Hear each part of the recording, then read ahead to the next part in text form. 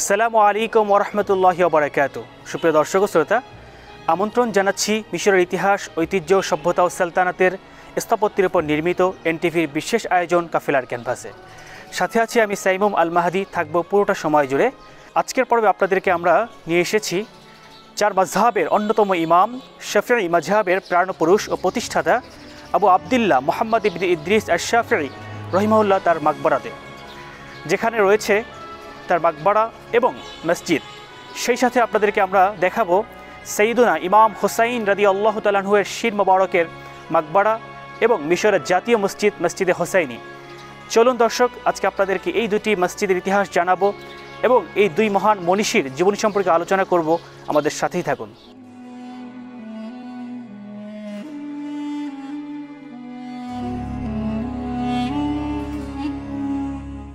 সুপ্রিয় দর্শক ও শ্রোতা, আপনারা দেখতে পাচ্ছেন আমার পিছনে রয়েছে কুব্বাত ইমাম শাফিঈ এবং তার পাশে রয়েছে মসজিদ ইমাম শাফিঈ।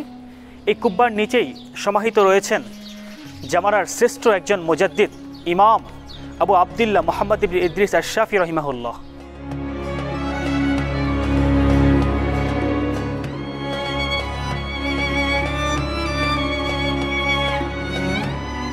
সুপ্রিয় দর্শক ও শ্রোতা, আজকের পর্বে আপনাদেরকে আমরা নিয়ে এসেছি ইসলামের মহান চারটি মাযহাবের অন্যতম একটি শাফিঈ মাযহাবের প্রতিষ্ঠাতা, প্রাণপুরুষ, বিখ্যাত মুহাদ্দিস, ইমামুল মুজাদ্দিদ, নাসিরুল হাদিস, ফকিহুল মিল্লাহ ইমাম মুহাম্মদ ইবনে ইদ্রিস আশ-শাফিঈ রহিমাহুল্লাহর মাকবারাতে।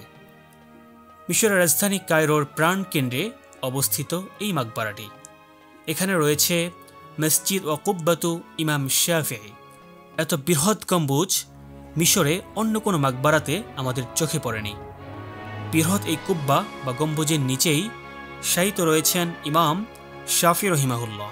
সুদীর্ঘদিন সংস্কারের পরে গত রমাদানুল মোবারকে এটি জিয়ারতকারীদের জন্য উন্মুক্ত করে দেওয়া হয়।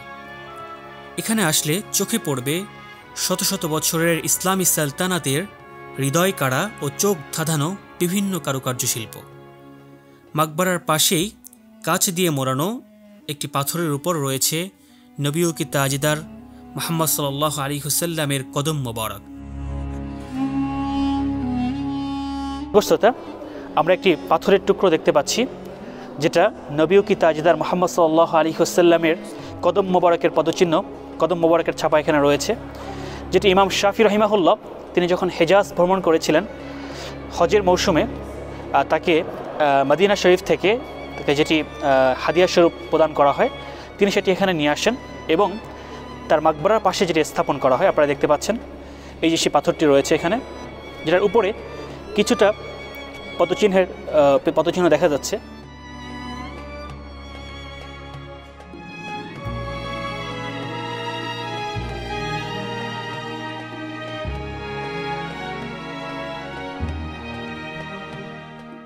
আপনারা উপরে যে গম্বুজ দেখতে পাচ্ছেন, সুলতান সালাউদ্দিন আইয়ুবের হাতে করা এটি।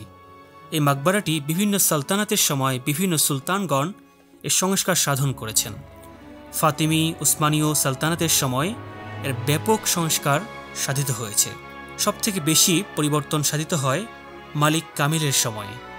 এটা শুধুমাত্র মাকমই নয়, এখানেই ছিল প্রাচীন ইমাম শাফিঈ মসজিদ। বর্তমানে বৃহৎ প্রজেক্টে এখানে রয়েছে মসজিদ, মাদ্রাসা, খানকা এবং তার মাকবারা।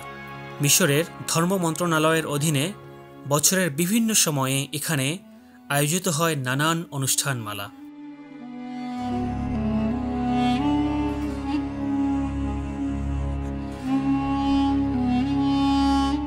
আবু আবদুল্লাহ মুহাম্মদ ইবনে ইদ্রিস ইবনে ওসমান ইবনে শাফিঈ রহিমাহুল্লাহ, যার নবম পূর্বপুরুষ ছিলেন আব্দুল মান্নাফ, যিনি একই সাথে রাসূল আরবি সাল্লাল্লাহু আলাইহি ওয়াসাল্লামের চতুর্থ পূর্বপুরুষ।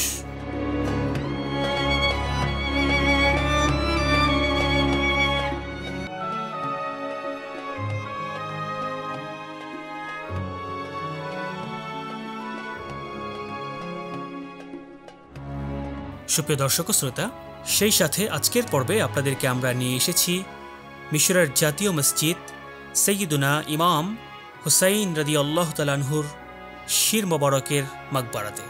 680 ঈসাই সন 81 হিজরি ঐতিহাসিক কারবালার প্রান্তরে ইসলামের বাণীকে উদ্দীর্ণ করার জন্য, ইসলামের পতাকাকে সমুন্নত করার জন্য সপরিবারে যিনি নির্মমভাবে অমানবিকভাবে শাহাদাত বরণ করেছিলেন, সাইয়্যিদুনা ইমাম হুসাইন রাদিয়াল্লাহু তাআলা আনহু।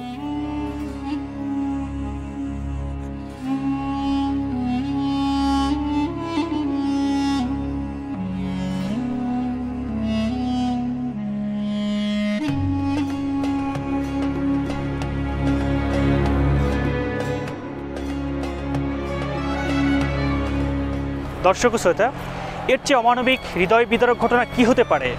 একজন নবী পরিবারের সদস্য আহলে বাইত রাসূলুল্লাহ আলাইহি ওয়াসাল্লামের আদরের নাতি, যার জিসিম মোবারকের মাকবারা হচ্ছে ইরাকের কারবালাতে, আর যার শির মোবারকের মাকাম হচ্ছে মিশর রাজধানী কায়রোতে।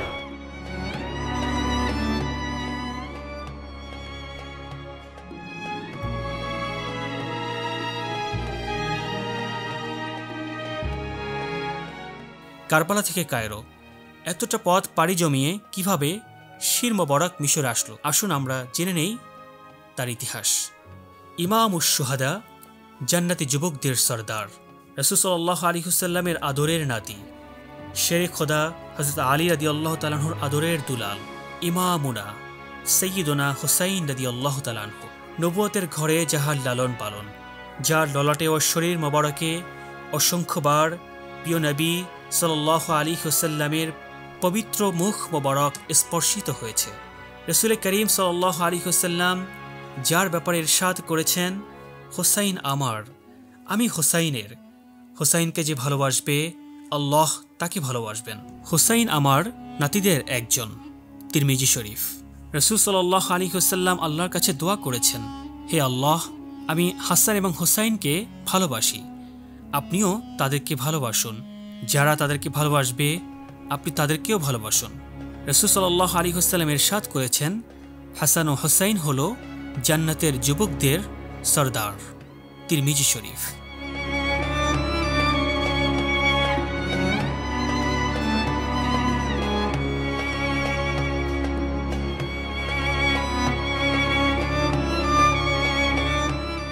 সুপ্রিয় দর্শক ও শ্রোতা, 61 হিজরি ঐতিহাসিক কারবালায় সাইয়্যিদুনা ইমাম হুসাইন রাদিয়াল্লাহু তাআলা আনহুর শহীদ হওয়ার পর পাষণ্ড শিমার ইবনে জিলজৌশন ক্ষমতা ও ইয়াজিদ কর্তৃক ভূখণ্ডের আধিপত্যের মোহে ইমাম সাইয়্যিদুনা হুসাইন রাদিয়াল্লাহু তাআলা আনহুর শির মোবারক পাপিষ্ঠ ইয়াজিদের কাছে স্বামী গিয়ে হাজির হয়।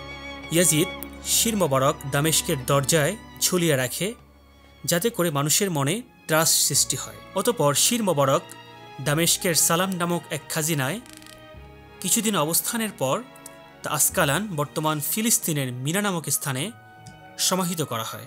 এর 5 শতাব্দী পর 549 হিজরি মোতাবেক আসকালান ও তার পার্শ্ববর্তী এলাকা যখন ক্রুসেডারদের দ্বারা শাসিত ছিল, ক্রুসেডাররা মুসলিম মনীষীদের কবরগুলো ধ্বংসের পায়তারা করছিল। তখন মিশরের ফাতিমি খলিফা ও তার উজিরের পরামর্শের ভিত্তিতে ইমাম সাইয়্যিদুনা হুসাইন রাদিয়াল্লাহু তাআলা আনহুর শির মোবারক স্থানান্তরের সিদ্ধান্ত গ্রহণ করেন। বিশাল এক অর্থের বিনিময়ে অবশেষে তৎকালীন মিশরের ফাতিমীয় আমির কয়েদুল জুয়ুশ বদরুদ্দিন জামালি 8 জুমাদিউল আখার রোজ রবিবার 548 হিজরি মোতাবেক আসকালান থেকে শির মোবারক সংগ্রহ করেন এবং 10 জমাদিউল আখার রোজ মঙ্গলবার 548 হিজরি মোতাবেক 31 আগস্ট 1153 খ্রিস্টাব্দে সুরক্ষিত মিশরে যথাযথ মর্যাদায় নিয়ে আসেন।